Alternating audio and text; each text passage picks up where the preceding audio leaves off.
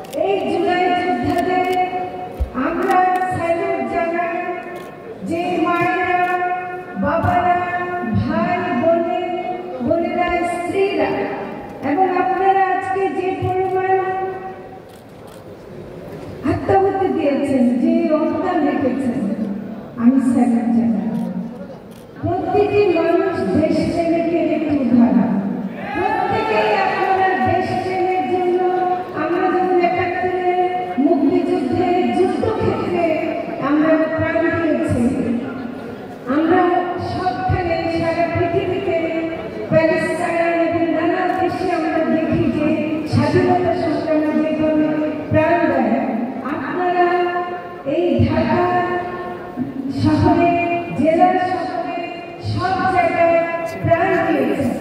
এবং কারা প্রাণ দিয়েছে, যারা আহত হয়েছে তাদের কিন্তু যারা শহীদের খুব পার্থক্য না, একটু হলে তারা কিন্তু তারাও শহীদের তালিকায় চলে যেত, কোনোভাবে বেঁচে গেছে।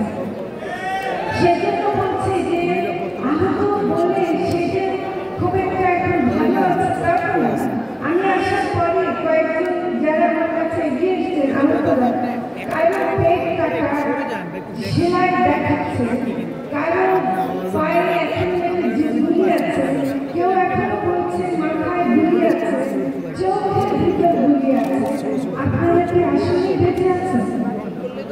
আমরা কি আসলে বেঁচে আছি? সেজন্য বলছি যে আপনারা আজকে যে মায়েরা যে দৃঢ় কণ্ঠে বললেন, আমি মনে করি এই যে রক্ত গত বছর জুলাইয়ে যারা দিচ্ছে, এমনকি আগস্ট মাসের ৫ তারিখও অনেকে শহীদ হয়েছে, তারা কাউকে ক্ষমতায় বসাবার জন্য শহীদ হন। আমরা ক্ষমতায় খুশি না, আমরা কেবল একটু দায়িত্ব নিয়েছি সাময়িকভাবে আমাদের কিছু দায়িত্ব পালনের জন্য। তার মধ্যে একটি দায়িত্ব অবশ্যই বিচার করা। আরো দুজন এখানে আছেন, যারা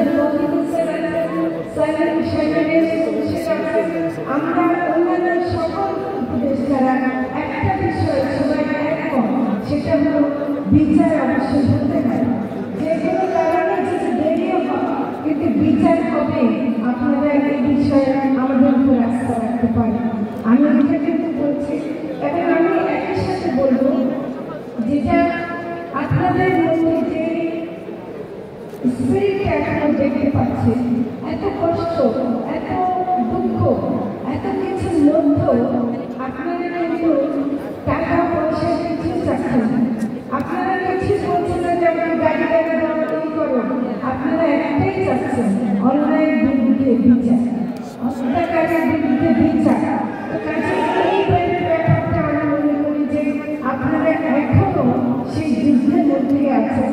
অনুরোধ করবো যে দেশ এখনো সেভাবে পূর্ণভাবে আমরা সবকিছু গুছাতে পারিনি, সবকিছু গুছানো সম্ভব না, এক বছরের মধ্যে সব সম্ভব হয়নি। আমরা কেউই এখনো রাজপথ ছাড়বো না। আপনারা নিশ্চয়ই থাকবেন, আমরাও আপনাদের সাথে থাকবো। এবং আমরা যতদিন এই অন্যায় ফ্যাসিবাদ হচ্ছে, কোনো স্বৈরাচার যেন আমরা নাকাচারের বিরুদ্ধে না পারে, আমরা কোনো পরিবর্তন যেন স্বৈরাচার চলে আসার কোনো সম্ভাবনা থাকে, সেই সম্ভাবনা রাখতে দেব। এই কারণে আমরা প্রতিজ্ঞা করছি। আমি আপনাদের মধ্যে সেই আলো দেখতে পাচ্ছি। আপনাদের এই যে ছোট ছোট বাচ্চারা, ১৪ বছর, ১৭ বছর, ১৮ বছরের বাচ্চারা প্রাণ দিয়েছে, তাদের প্রাণে, তাদের রক্ত বৃথা যাবে না।